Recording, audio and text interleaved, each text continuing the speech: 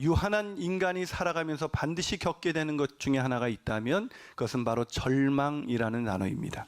원하는 것을 이루지 못했을 때, 또 아무리 노력해도 안 될 때, 어떤 가능성도 없을 때, 아니 모든 것을 잃었을 때 사람들은 절망에 빠지게 되죠. 하지만 카일 아이들먼은 나의 끝, 예수의 시작이라는 책에서 이렇게 말합니다. 나의 끝이야말로 예수님이 나타나시고 그분 안에서 진정한 삶이 시작되는 지점이다.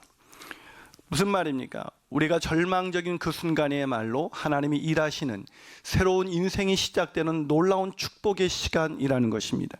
여러분 믿으십니까? 그것이 믿겨지지 않는다면 오늘 요셉의 인생을 살펴보십시오. 요셉의 인생은 그야말로 모든 것이 끝난 시점에서 하나님이 일하심을 경험했던 그런 인생이었습니다. 자, 과연 오늘 본문 23절을 한번 같이 읽어보겠습니다. 본문 23절입니다. 시작. 술 맡은 관원장이 요셉을 기억하지 못하고 그를 잊었더라. 자, 술 맡은 관원장이 어땠다고요? 요셉을 잊었다고 성경은 기록하고 있습니다. 요셉을 잊은 것을 완전하게 표현해 주기 위해서 기억하지 못하고 잊었더라라는 단어를 반복해서 사용하고 있습니다. 완전히 잊은 것입니다. 여러분 얼마나 요셉은 절망스러웠을까요? 이 술 맡은 관원장이 누구입니까? 요셉이 억울하게 옥살이하는 요셉을 구원해 줄 수 있는 마지막 사람이었습니다. 근데 그 사람이 요셉을 기억하지 못하고 잊었다. 이제 요셉이 억울하게 감옥살이 하는 것에서 풀려날 수 있는 어떤 가능성도 있지 않다라는 뜻입니다. 요셉은 절망했을 것입니다. 하지만 요셉은 그 절망에 주저앉지는 않았습니다. 창세기 41장 16절은 이렇게 말하고 있습니다. 창세기 41장 16절은 요셉이 바로에게 대답하여 이르되 내가 아니라 하나님께서 바로에게 편안한 대답을 하시리라. 무슨 말입니까? 요셉이 이런 절망적인 상황 속에서도 절망하기는커녕 오히려 하나님을 신뢰함으로 믿음으로 그 길을 걸었다는 것입니다. 사랑하는 여러분, 우리 인생에서 누구나 다 고난과 어려움을 만나게 됩니다. 그러나 그 고난과 어려움 때문에 우리가 무너지는 것이 아니라 하나님을 신뢰하지 못하고 절망에 주저앉기 때문에 무너지는 것입니다. 오히려 절망적인 순간에도 하나님을 신뢰함으로 우리가 믿음의 길을 계속해서 걸어갈 수 있다면 우리의 꿈이 이루어질 뿐만 아니라 우리의 꿈의 이루어짐을 통해서 수많은 이웃들에게 축복의 통로가 되는 그런 놀라운 삶을 살게 될 줄로 믿습니다. 아멘이십니까?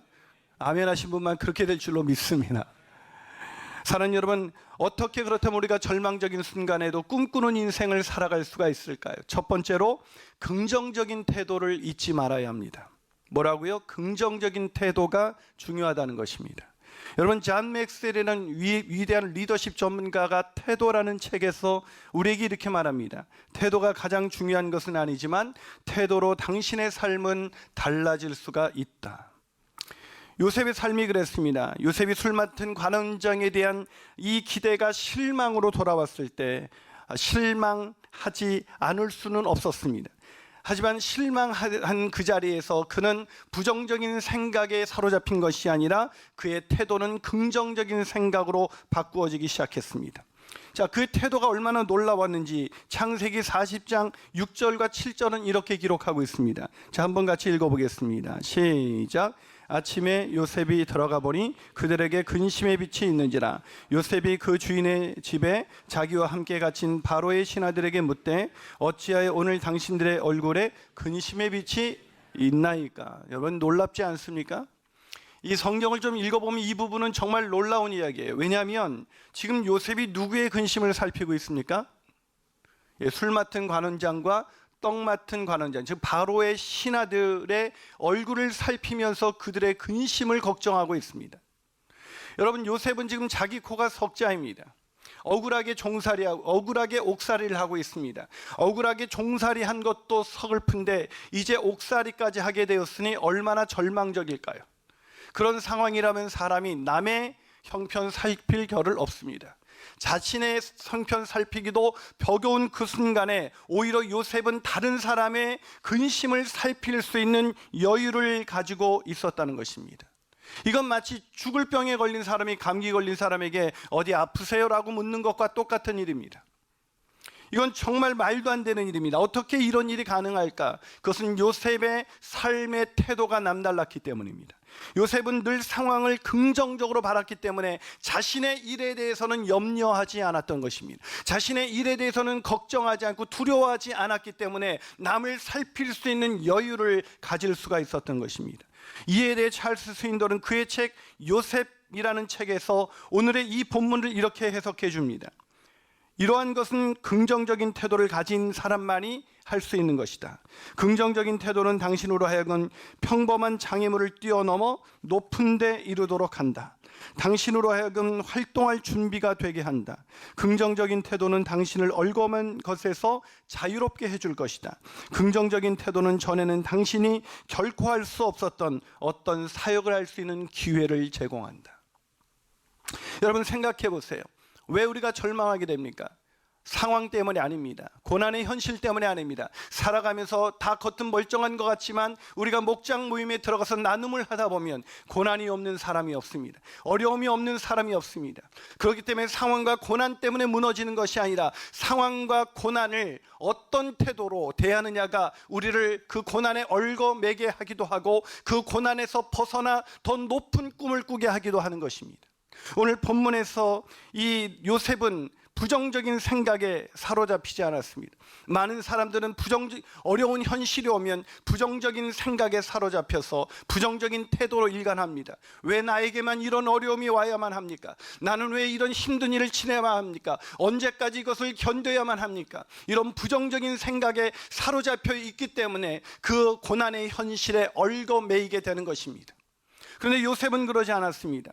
요셉의 이야기가 시작되면서부터 요셉의 인생에서 부정적인 태도는 단 한 번도 보이지가 않습니다. 형제들에게 미움을 받을 때도, 형들에게 의해 구덩이에 던져졌을 때도, 형들에 의해 노예 상인에게 팔려갔을 때에도, 또한 보디발의 아내 때문에 억울하게 종살이를 했을 때도, 오늘 본문에서 자기가 기대했던 사람이 자기의 기대를 저버리고 자기를 잊어버렸을 때에도 요셉은 부정적인 태도를 보이지 않았습니다. 요셉이 인생이 남달랐던 것은 그런 고난의 현실, 우리와 똑같은 고난, 아니 우리보다 더 많은 고난과 어려움을 당했지만 그 상황 속에서 언제나 긍정적인 태도를 가질 수 있었다는 것입니다.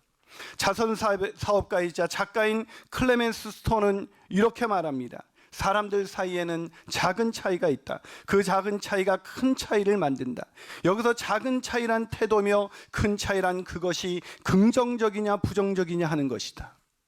사랑하는 여러분, 그렇다면 저와 여러분의 인생에 있어서 오늘 꿈꿀 수 있는 인생이 되느냐 아니냐는 우리의 고난의 현실이 있느냐 아니냐가 아니라 그것을 어떤 태도로 바라보느냐에 있는 것입니다.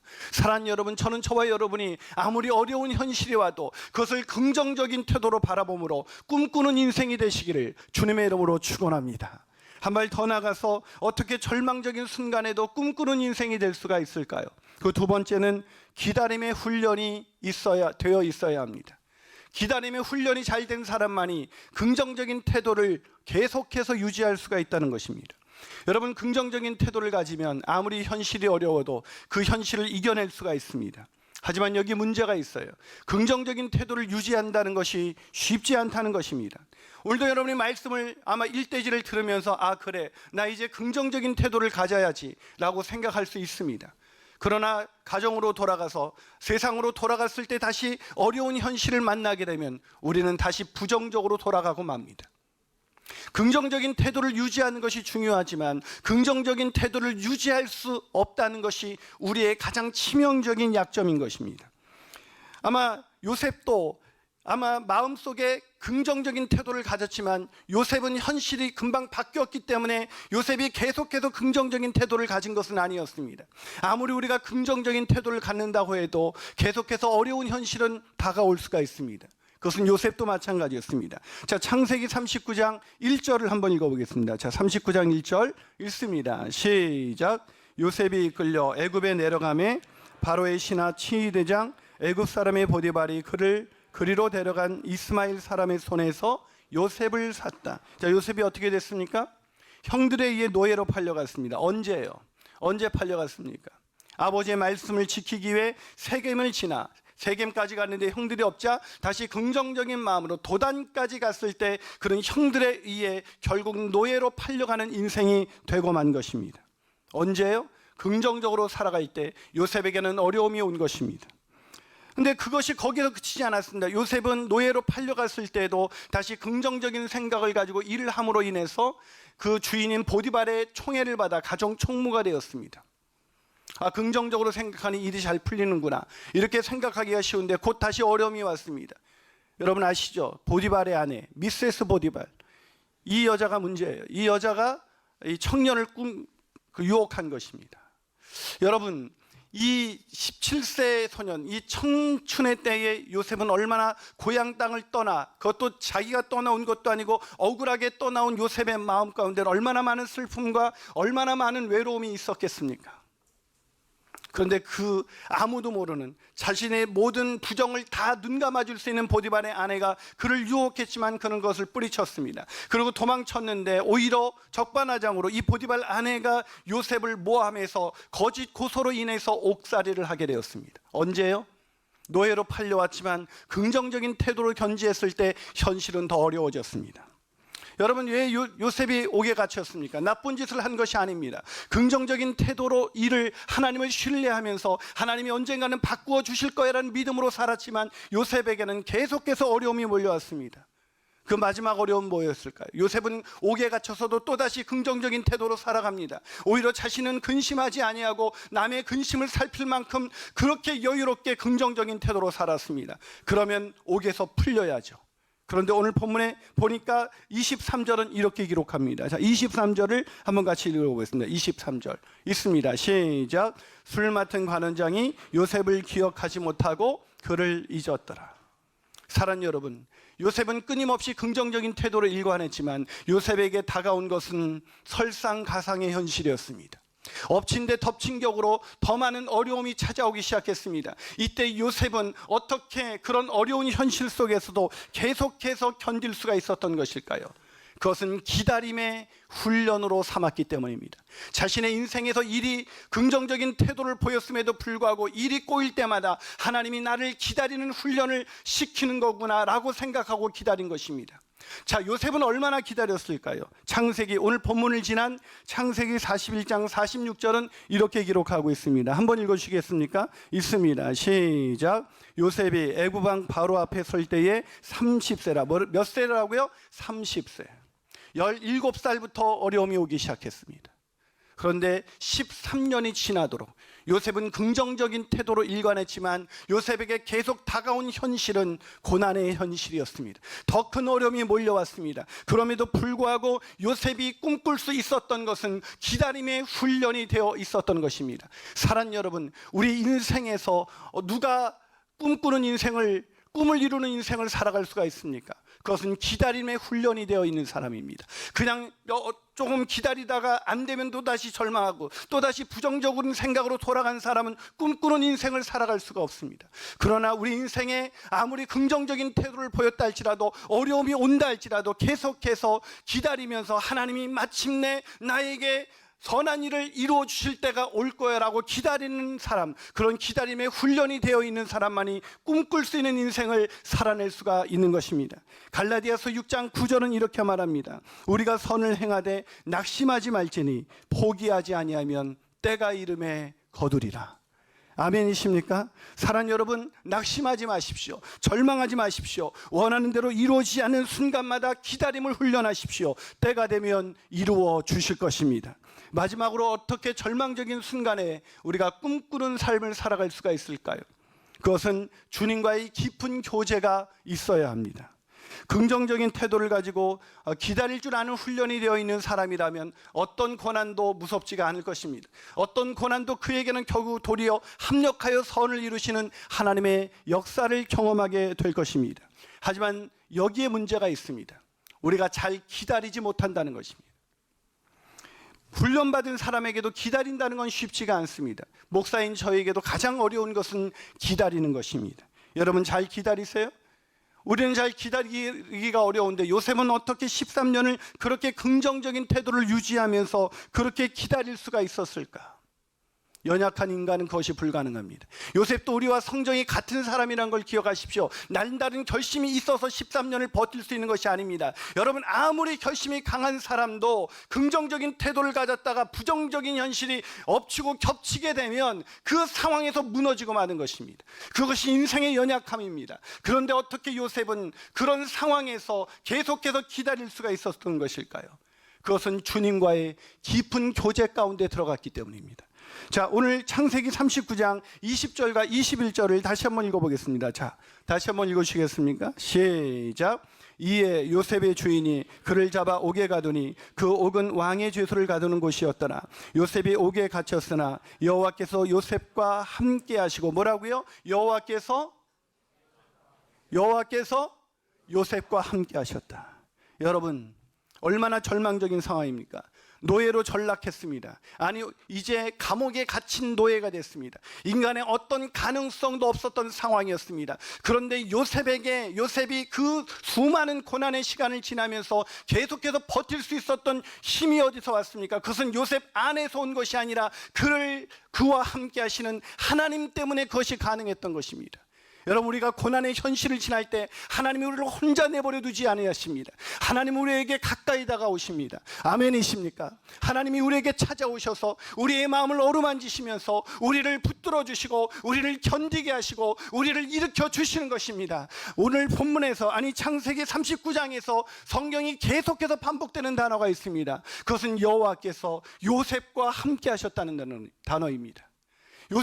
여호와께서 요셉과 함께 하셨다. 함께 하시는 그 주님과 교제를 나누면서 연약했던 요셉, 마음이 무너졌던 요셉, 우리와 같이 절망해서 긍정적인 태도를 잃어버릴 수밖에 없었던 요셉은 하나님과 깊은 교제 속에서 다시 한번 희망을 붙들고 다시 한번 주님의 어루만짐을 통해서 다시 한번 일어서고 견디고 버틸 수가 있었던 것입니다.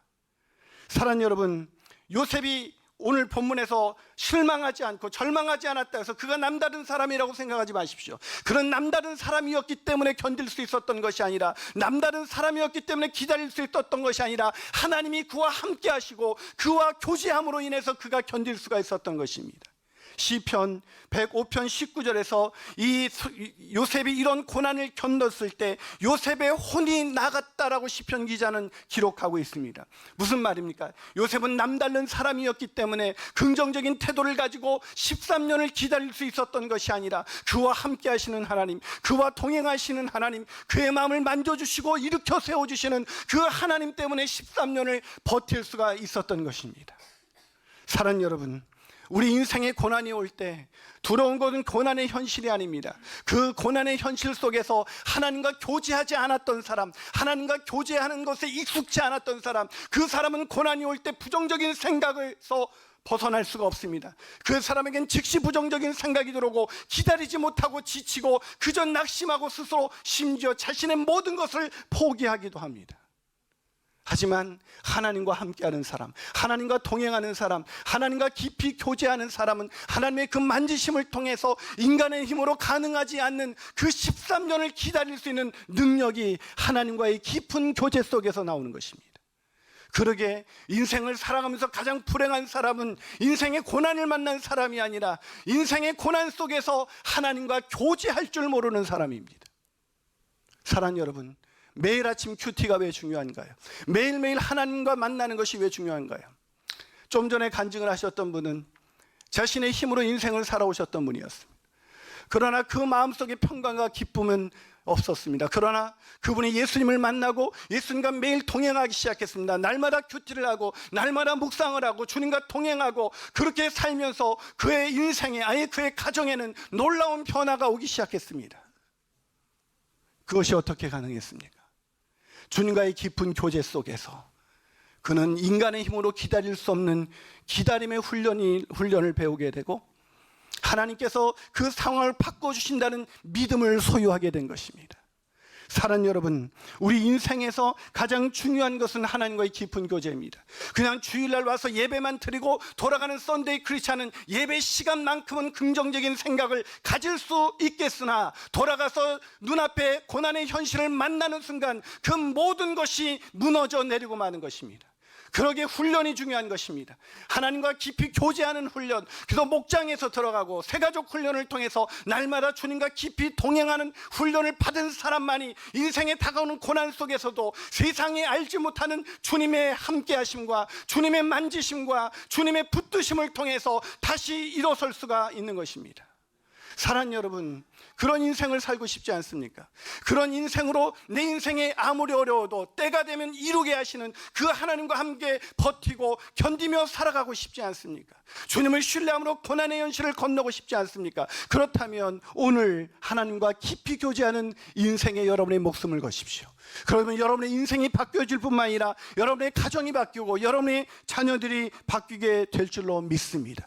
그러게 절망의 순간에 꿈꿀 수 있는 사람은 하나님과 깊이 교제하는 사람, 그 사람 요셉처럼 설상가상의 현실이 다가온다 할지라도 늘 꿈꾸는 인생을 살아갈 수가 있는 것입니다. 서두에 소개한 나의 끝 예수의 시작이란 이 카일 아이들먼의 목사님의 책에 이런 내용이 나와 있습니다. 이 아이들먼 목사님이 이 책의 프롤로그를 쓰려고 텅 빈 컴퓨터에 앉았습니다. 그런데 일하는 사무관사가 몇 군데에서 전화가 왔다고 알려주어서 글을 쓰기 전 그 일을 먼저 처리하기로 생각합니다. 그리고 첫 번째 전화를 확인해 보니까 그냥 간단한 음성 메시지에 답을 남기면 되는 것이었습니다. 그런데 두 번째 메시지는 그렇지가 않았습니다. 교회에 가끔 출석하는 브라이언이라는 한 남자의 전화였는데, 그 브라이언이라는 남자는 몇 주 전 18개월 된 아들을 세상으로 떠나보낸 남자였기 때문입니다. 자세한 내막을 알지는 못하지만 자녀를 둔 아버지로서 가슴이 먹먹해진 그는 기도하면서 전화를 걸었습니다.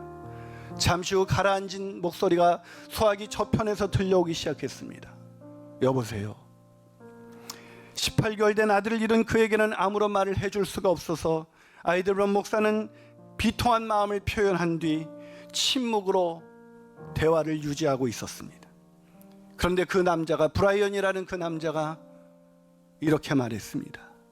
제가 그만 후진하다가 아이를 쳤어요. 더 길고 무거운 침묵이 흐른 후 어찌다 그렇게 되었는지를 묻게 되었습니다. 그는 아들이 집 밖에 나온 줄도 몰랐고 18개월밖에 되지 않은 어린 아들이 집 문을 열고 나올 수 있었다는 것조차도 몰랐다고 했습니다. 사랑하는 아들을 그렇게 자기의 후진이라는 실수로 인해서 떠나보낸 부모의 심정이 상상이 가질 않았습니다. 그래서 무슨 말로 위로해 줄 줄 모르는 그 순간에 카일 아이들먼 목사님은 말도 안 되는 질문을 던졌습니다. 혹시 제게 더 무슨 하고 싶은 말씀이 있으십니까? 그런데 이런 말도 안 되는 질문에 그는 뜻밖의 이런 대답을 했습니다. 목사님, 모든 것을 잃은 순간 전 예수님을 만났습니다. 이게 이해가 되세요? 내 사랑하는 아들을 잃고 나서야 살아계신 예수님을 만났습니다. 사랑하는 여러분, 아들을 잃었을 때 하나님이 그를 찾아가셨을 것입니다. 그리고 늘 교회 가면 들었던 말씀, 하나님이 세상을 이처럼 사랑하사 독생자를 주셨다는 말씀, 하나님 아버지께서 그 아들을 자신을 위해서 내어주신 그 말씀이 살아서 하나님이 그를 얼마나 사랑하는지 깨닫게 된 것입니다. 사랑하는 여러분, 우리의 모든 가능성이 끝났을 때, 그때가 하나님이 일하실 때인 것입니다. 내 힘으로 아무것도 할 수 없을 그 절망의 순간이 바로 하나님이 행하실 때인 것입니다. 그러기에 내 모든 가능성이 끝났을 때 그것을 인생의 마침표라고 생각하지 마십시오. 내 인생의 모든 것이 끝났을 때 그것은 인생의 마침표가 아니라 인생의 쉼표에 불과한 것입니다. 그때 하나님과 더 깊이 교제하면서 주 나를 만지시고 어루만지신 그 주님을 만날 수만 있다면 우리는 다시 꿈꿀 수가 있습니다.